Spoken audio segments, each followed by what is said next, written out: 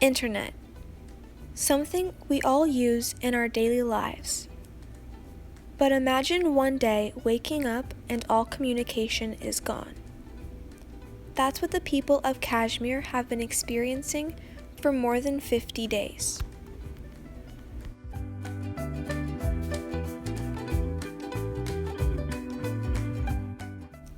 Kashmir is a region between India and Pakistan that split power of the area by the line of control. It is about 85,000 square miles, which is about the size of Idaho, and its population is 12.55 million people. Kashmir is divided between the two countries, India and Pakistan. The northern area of Kashmir is Gilgit-Baltistan, which is ruled over by Pakistan, and the southern part of Kashmir is Jammu and Kashmir, which is also known as J&K and is ruled over by India.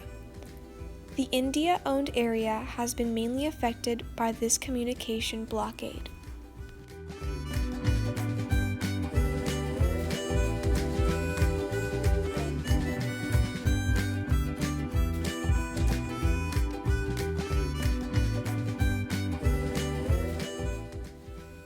On August 5th of this year, the politician and current Prime Minister of India, known as Narendra Modi, issued a communication blockade, or as we like to call it, a blackout.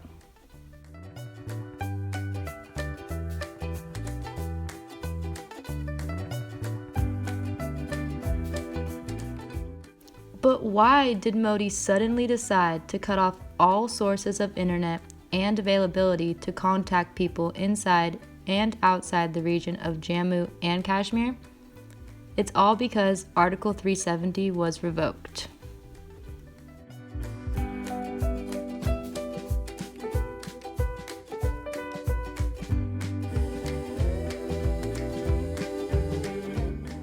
Article 370 has allowed a partial amount of self-government to Kashmir, which gives the state freedom to create laws, a flag, and a constitution. But let's take a look back to where Article 370 first came to be.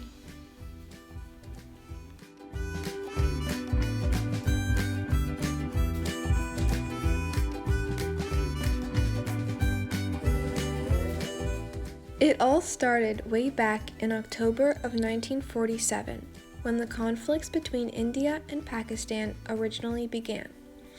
The first major conflict India and Pakistan had gotten into was the Indo-Pakistani War of 1947, which was also called the First Kashmir War. Pakistan's army attacked Kashmir and its ruler's forces, so the ruler asked India for assistance with defense and signed the Instrument of Accession.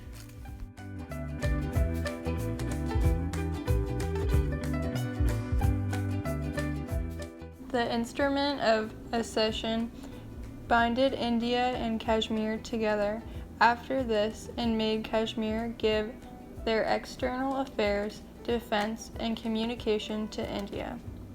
Article 370 was then included in India's constitution because of this accession. The borders of the region were then confirmed by this addition to the Constitution. As we mentioned before, Pakistan owns the western and northern areas of the region, but Article 370 also divided the India-controlled territory into two more regions, Jammu and Kashmir, which is mainly Hindus and Muslims, and Ladakh, which is mostly Tibetans and Buddhists. Within this territory administered by India, the Himalayan mountains separate Ladakh from the Kashmir Valley. Ladakh is known for its beautiful mountains, some of which are the Shivalik Range, the Nunkun Range, and the Himalayas.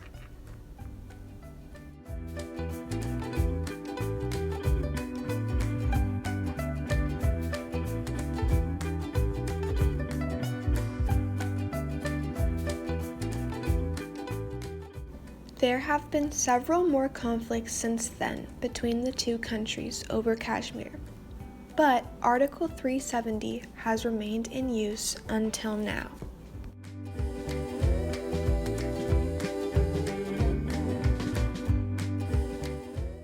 The main reason Modi decided to repeal this article after countless years of it being in use is for various reasons. He believes this will make the Indian government better overall by making it have a stronger economy, cleaner, more secure, and less damaged.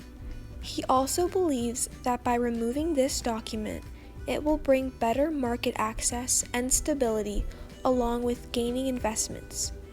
These investments would go towards agriculture, tourism, and healthcare.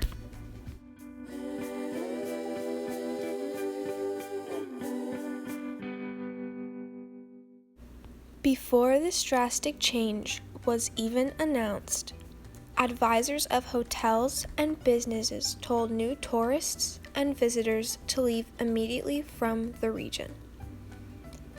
Since Kashmir is a very popular place for tourism and visits, this caused anxiety and confusion to most citizens.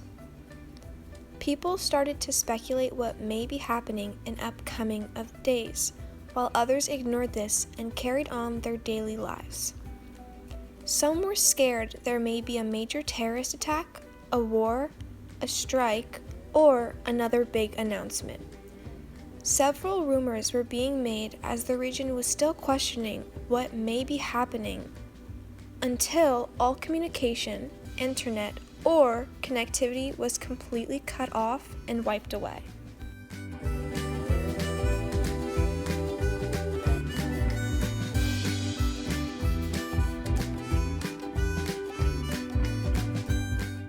All of Kashmir went under lockdown, which limited movement for citizens, causing several difficulties.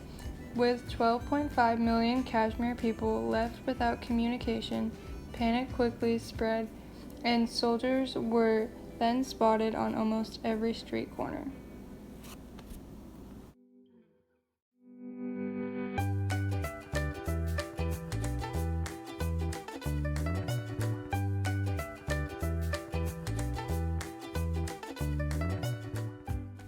Some citizens could not even sleep as they were worried about what may be happening to their homes.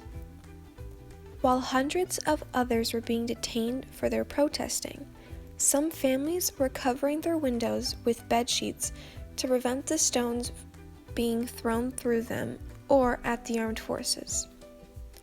From all the different types of protests the Kashmiris have been taking on, one form some of the citizens in Kashmir were doing was throwing stones at the armed forces out of anger for what is happening to their region.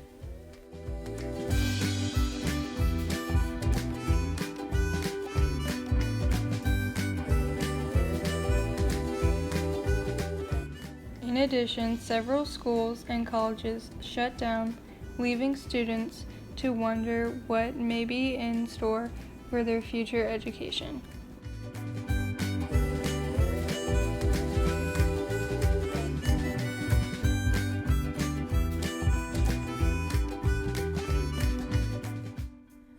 Mental health issues have also been on the rise as a result of this communication blockade and removal of Article 370.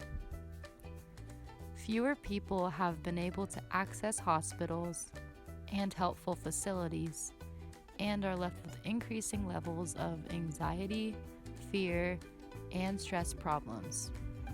In the region, there has been a higher demand for antidepressants and anti-anxiety medicines as the problems continue.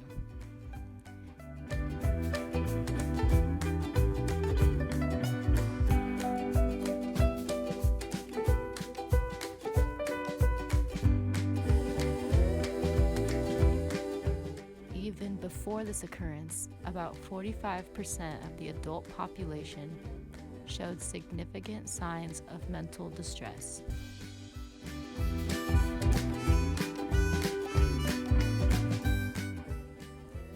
countless amounts of dangers have also risen because of this shutdown, including soldiers shooting pellets at protesting citizens.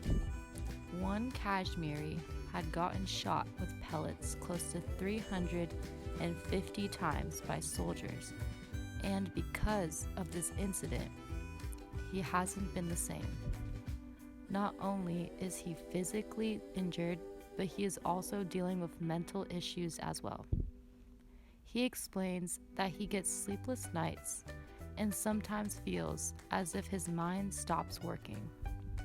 His father also states that after the accident, his son has become more aggressive and has not left the house since then.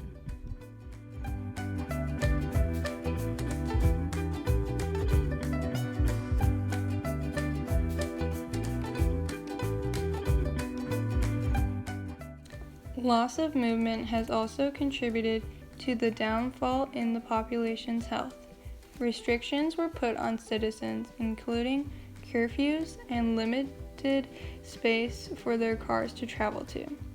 Since these individuals are unable to reach further mental health facilities and hospitals, there has been a decrease in patients.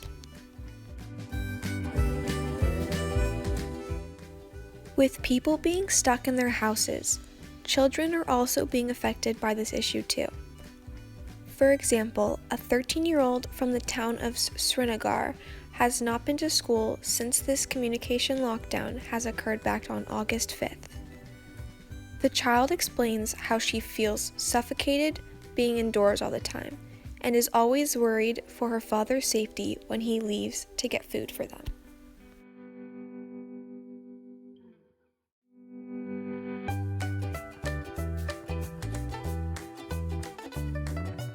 Although Modi did not want all these difficulties occurring, the main reason for this internet blackout was to prevent stories and news about Article 370 being spread.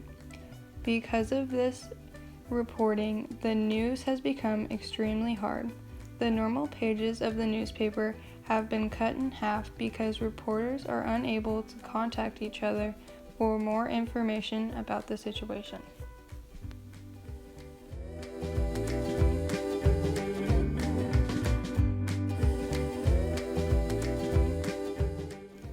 The citizens are doing all they can to take back their rights from Modi, and one form of doing this is protest. Some store owners have chosen to close their stores as a sign of rebellion, while others did not have a choice and had to shut down their stores due to the fact that there aren't any tourists coming into the region. With people losing their jobs, it makes it harder for them to be able to afford food for them and their families.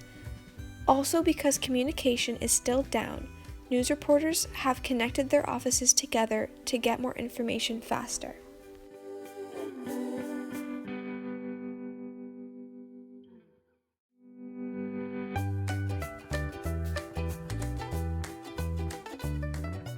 After close to 2 months of no tourists traveling to Kashmir, they are finally coming back, and which will hopefully make some of the stores and businesses up and running again.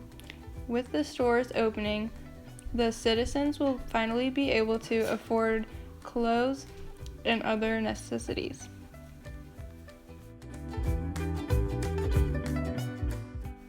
Now that the communication blockade news has spread to other countries, we hope that as time goes on, Kashmir will get their freedom back and availability to communicate again.